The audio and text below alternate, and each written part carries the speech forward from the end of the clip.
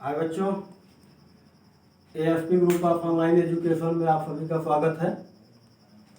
आज हम आपको एक छोटी लेकिन मोटी बात लेके आए हैं। दशमलव की परिभाषा, डिफिनीशन ऑफ डेसिमल। अभी आप लोग दशमलव की परिभाषा नहीं, सिर्फ दशमलव सुने होंगे, दशमलव का नाम। अब दशमलव की परिभाषा सुन लीजिए। जैसे आप किसी को कह दिए कि दशमलव, जिसकी तमाम लोग कहते हैं जिसमें लंबाई, चौड़ाई, ऊंचाई, मोटाई, गहराई कुछ न हो, वही दशमलव है ना। वो बिंदु बताते हैं कि बिंदु की परिभाषा जिसमें लंबाई, चौड़ाई, ऊंचाई, मोटाई, गहराई न हो, बिंदु कहलाता है। नहीं, वो भी गलत है। जब कुछ है ही नहीं है उसमें तो दिखाई क्या देता है। जैसे आपने पॉइंट लगा दिया तो उसमें जब कुछ लंबाई, चौड़ाई, ऊंचाई, मोटाई, गहराई कुछ है ही नहीं तो दिखता क्या है आपको। तो न तो दशमलव की परिभाषा है, न तो बिंदु की परिभाषा है। तो हम आपको आज दशमलव की परिभाषा बताते हैं। इकाई को 10वें स्थान से अलग करने के लिए मध्य में एक बिंदु लगा दिया जाता है जिसे दशमलव बिंदु कहते हैं। क्या कहते हैं? दशमलव बिंदु कहते हैं या फिर उसे दशमलव कहते हैं। फिर सुन लीजिए, इकाई को 10वें स्थान से अलग करने के लिए मध्य में एक बिंदु लगा दिया जाता है जो दशमलव कहलाता है या दशमलव बिंदु कहलाता है।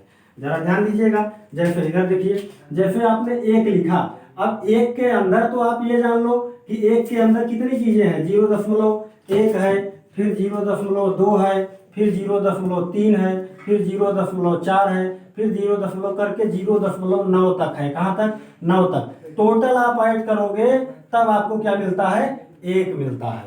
अब आप जैसे 0.1 और 0.2 के बीच में आपने देखा, 0.1 और 0.2 के बीच में कितने का अंतर है। तो जरा ध्यान दीजिएगा, पहले 0.01 लिखोगे, फिर 0.02 लिखोगे, फिर 0.03 लिखोगे, 0.3, फिर जैसे डाल डाल करके 0.09 जब आप करोगे तब ये आएगा इतने के बराबर। तब पूरा ऐड करोगे तब आपका 0.2 आएगा। अब समझ लो, इसके अंदर भी इतनी चीजें होती हैं। तो ये दशमलव होता है कि इकाई को एकांक जिसको कहते हैं, इकाई को 10वें स्थान से अलग करने के लिए, चाहे उसको आप 0.9 लिखो, चाहे 1.9 लिखो, चाहे 5.1 लिखो, कुछ भी लिखोगे तो इकाई को 10वें स्थान से अलग किया जाता है। ये दशमलव की जानकारी हो गई। अब हम आपको जो है ये इसकी इनपुट ले लीजिएगा, जो भी आपको समझना है। एक चीज आपने सुना होगा कि समीकरण, तो समीकरण और सर्वसमीका में अंतर क्या होता है ये जान लो।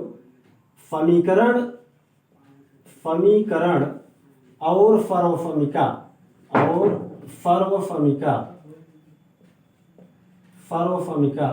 में अंतर।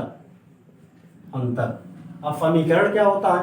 आपने वैसे सुना होगा कि समीकरण की है पहचान, कंधे पर हल लिए किसान। तो समीकरण की है पहचान, कंधे पर हल लिए किसान, उसका मतलब तो जो डंडा रहता है पीछे से लगाया रहता है, अगर न लगाए तो गिर जाए, जब गिर जाए तो वो समीकरण न रहे। लेकिन आज के युग में क्या है, जिसमें दायां व बायां पक्ष हो समीकरण कहलाता है।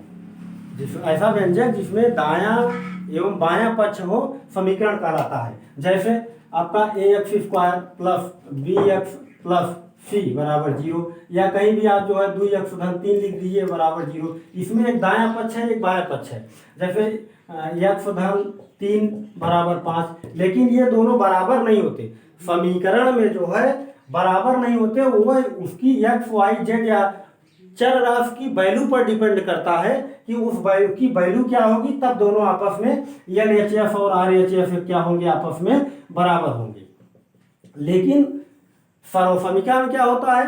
सर्वसमीका में दोनों पक्ष आपस में बराबर होते हैं, पहले से ही ये क्लियर रहता है। जैसे कहीं लिखते हैं 2-3 बराबर 3-2, ये क्या हो गई? ये दोनों पक्ष क्लियर है कि बराबर है। सर्वसमीकाएं जैसे आपने देखा है कि a प्लस बी का होल स्क्वायर है तो a² plus b² plus 2ab, ये फार्मूला होता है। तो हमने आपको पिछली वीडियो में सर्वसमीकाओं का जो सूत्र है, बीजगणितीय सूत्र, वो हमने दे दिया है। तो वो सभी सूत्र क्या है? सर्वसमीका कहलाती है। वो जो भी फार्मूले हैं वो क्या कहलाती हैं? सर्वसमीका कहलाती है। तो ये तो सर्वसमीका होती है, लेकिन ये क्या होता है? आपका समीकरण होता है। तो सर्वसमीका और समीकरण में आपको ये अंतर समझ आया। डिफिनीशन देखी आपने डेसिमल की। तो आज के लिए इस वीडियो में इतना ही। Thank you for watching.